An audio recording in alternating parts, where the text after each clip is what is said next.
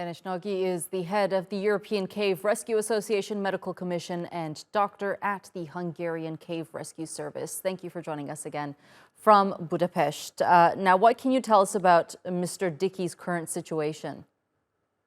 So he is still at 1,000 meters of depth. He is stable currently. The doctors managed to stabilize his condition, and he's awaiting the rescue to begin.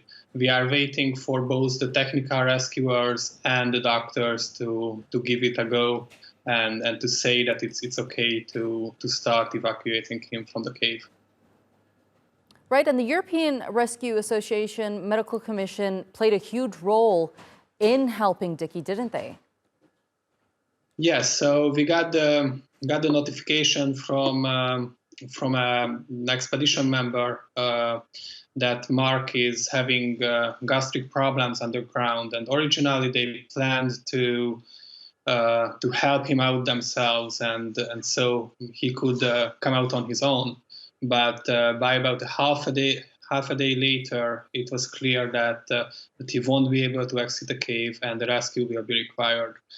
At that time, the European Cave Rescue Association was alerted, and we looked for the team which can reach Mark the soonest, and that was the Hungarian Cave Rescue Team.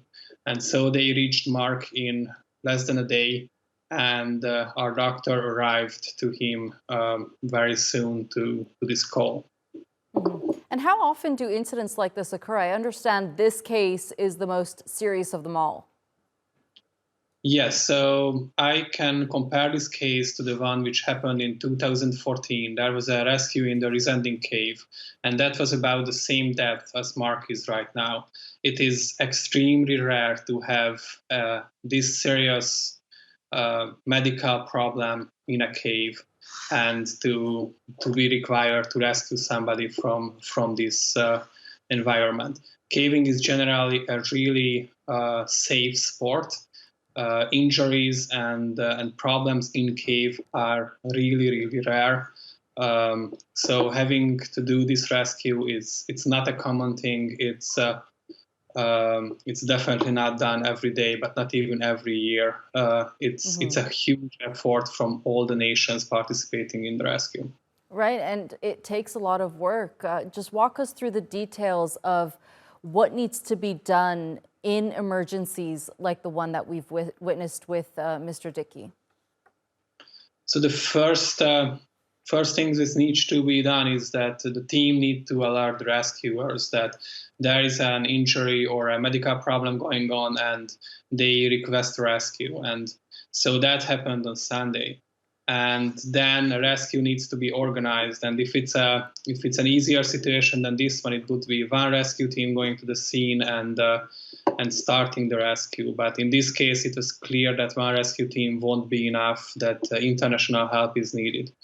So the first thing which we targeted was the medical issue, so we can stabilize Mark's condition. And so we sent an anesthesiologist down there who can stabilize Mark. So a team of 4 went down and started the medical care, and in the meantime we started to organize the technical team as well. So they followed the next day. It was first a smaller support team, and once we got the green light from the government as well, several other nations, the Italians, the Croatians, and the Bulgarians also sent in their teams to help with the rescue. The first thing which we do in a situation like this is that they establish the rope lines so they can safely approach the patient and they can use the caves so it's prepared for the rescue.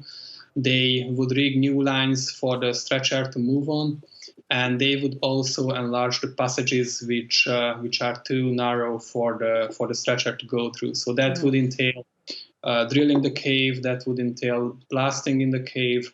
It's a really complex procedure, and if all of this is done, that is when the stretcher can start moving.